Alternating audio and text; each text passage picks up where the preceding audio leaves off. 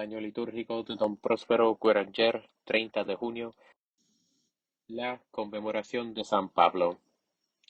Como la misa y el oficio del 29 de junio están consagrados de manera principal a San Pedro, al día siguiente se hace una conmemoración especial de San Pablo. Los griegos unen hoy en una misma solemnidad el recuerdo de los ilustres santos, los 12 apóstoles dignos de toda alabanza. Roma, ocupada ayer completamente por el triunfo que el vicario de Jesucristo alcanzaba dentro de sus muros, ve hoy al sucesor de Pedro acudir con su noble corte a tributar al Doctor de las Naciones el homenaje agradecido de la urbe y del mundo. Unámonos con el pensamiento al fiel pueblo romano que acompaña al pontífice y hacer resonar con sus cánticos de victoria la espléndida basílica de la Vía Ostiense. Conversión.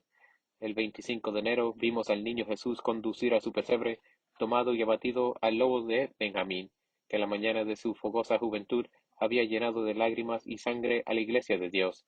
Había llegado la tarde, como lo había previsto Jacob, en que Saulo el perseguidor iba a aumentar la grey y alimentar el rebaño con el alimento de su doctrina celestial, más que todos sus predecesores en Cristo. Visita a Pedro, por un privilegio que no ha tenido igual el Salvador, sentado ya a la derecha del Padre en los cielos, se dignó instruir directamente a este neófito, para que un día fuese del número de sus apóstoles. Pero como los caminos del Señor no son nunca opuestos entre sí, esta creación de un nuevo apóstol no podía contradecir a la constitución divina dada a la Iglesia cristiana por el Hijo de Dios. Pablo, al salir de las contemplaciones sublimes durante las cuales fue infundido en su alma el dogma cristiano, debió volver hacia el año 39 a Jerusalén para ver a Pedro, como dijo él mismo a sus discípulos de Galacia. Según expresión de Bossuet, debió comunicar su propio evangelio con el del príncipe de los apóstoles. Admitido enseguida a predicar el evangelio, le vemos en el libro de los Hechos junto con Bernabé presentarse en Antioquía después de la conversión de Cornelio y de la apertura de la iglesia a los gentiles. Después de la prisión de Pedro en Jerusalén, un aviso del cielo manifiesta a los ministros de las cosas santas que presidían la iglesia de Antioquía, que ha llegado el momento de imponer las manos a los dos misioneros y de conferirles el carácter sagrado de la ordenación. Primera excursión apostólica a Chipre. A partir de este momento, Pablo se agranda con toda la dignidad de un apóstol y se le juzga preparado para la misión a que había sido destinado. De pronto, en el relato de San Lucas, Bernabé desaparece y no desempeña sino un papel secundario. El nuevo apóstol tiene sus discípulos propios quien emprende, desde ahora como jefe, una serie de peregrinaciones jalonadas por otras tantas conquistas. Su primer paso lo da en Chipre, y allí firma con la antigua Roma una alianza que es como la hermana de la que había contraído Pedro en Cesarea. En el año 45, cuando llegó Pablo a Chipre, la isla tenía por procónsul a Sergio Paulo, recomendable por sus antepasados pero más digno de estima por la sabiduría de su gobierno. Deseó oír a Pablo y a Bernabé. Un milagro de Pablo, obrado ante sus ojos, le convenció de la verdad de la enseñanza de los dos apóstoles, y la Iglesia cristiana recibió este día en su seno un nuevo heredero del nombre y de la gloria de las más ilustres familias romanas. Un cambio tuvo lugar en este momento. El patricio romano fue libertado del yugo de la gentilidad por el judío, y en pago el judío, que hasta entonces se llamaba Saulo, recibió y adoptó en adelante el nombre de Paulo o Pablo, como trofeo digno del apóstol de los gentiles. Concilio de Jerusalén. De Chipre Pablo recorrió sucesivamente Cilicia, Panfilia, Pisidia y Licaonia. Por todas partes evangeliza, y por todas partes funda comunidades de cristianos. Vuelve enseguida a Antioquía en el año 49 y encuentra revuelta la iglesia de esta ciudad.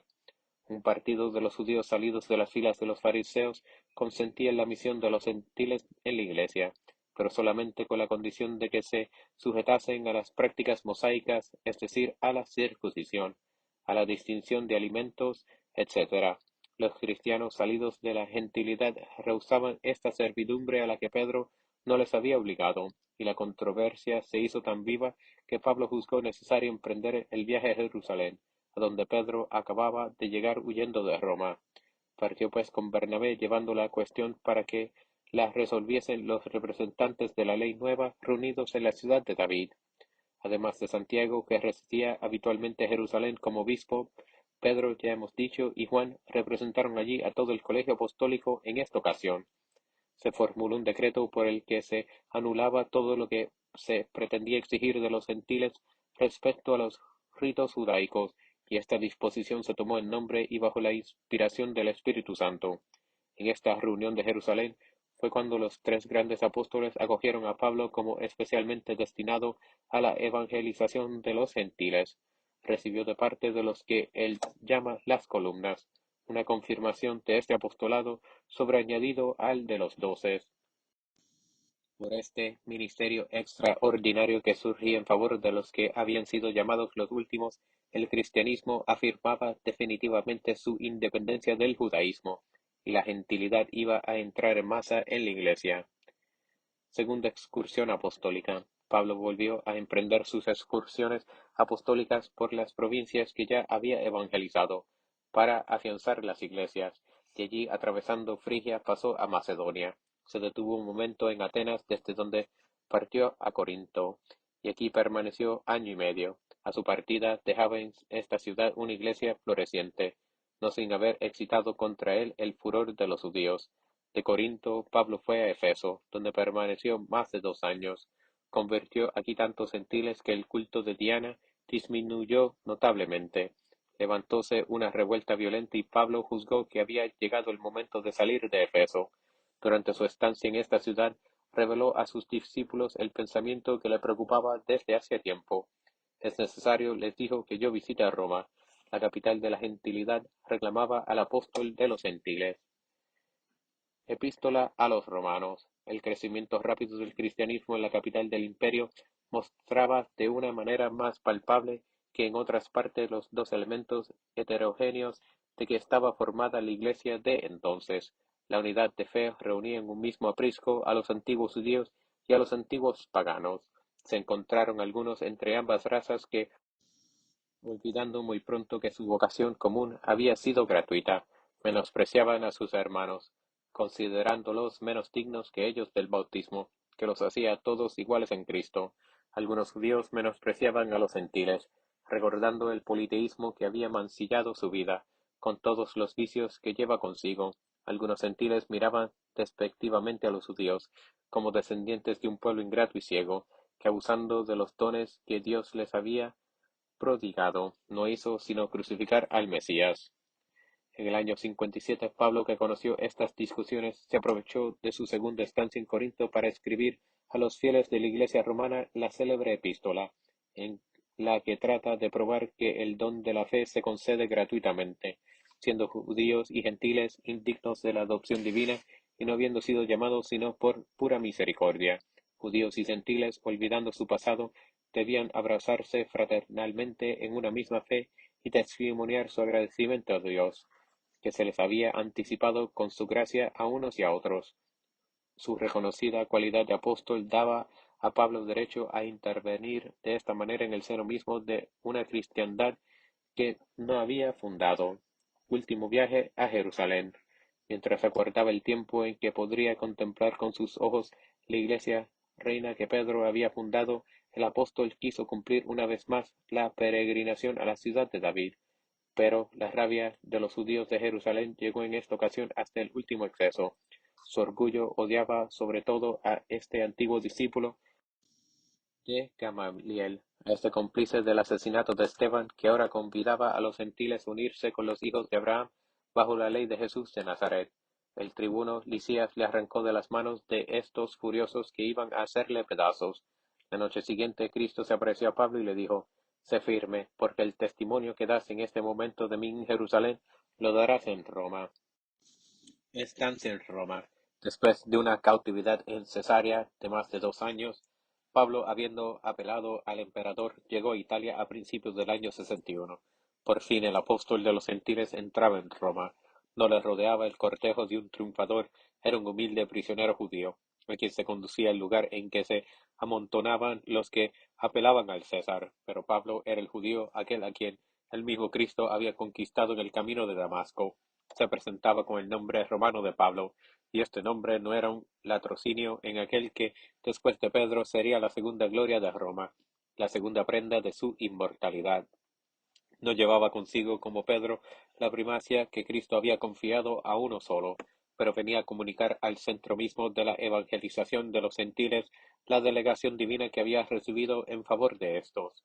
Pablo no tendría sucesor en su misión extraordinaria, pero el elemento que acababa de depositar en la Iglesia Madre y Maestra tenía un valor tan grande que por todos los siglos se oiría a los pontífices romanos herederos del poder monárquico de Pedro evocar este recuerdo y mantener en nombre de los bienaventurados apóstoles Pedro y Pablo.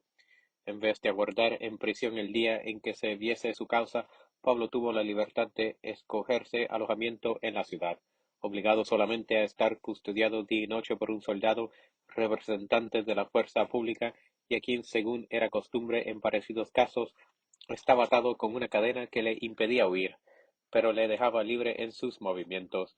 El apóstol podía continuar así predicando la palabra de Dios.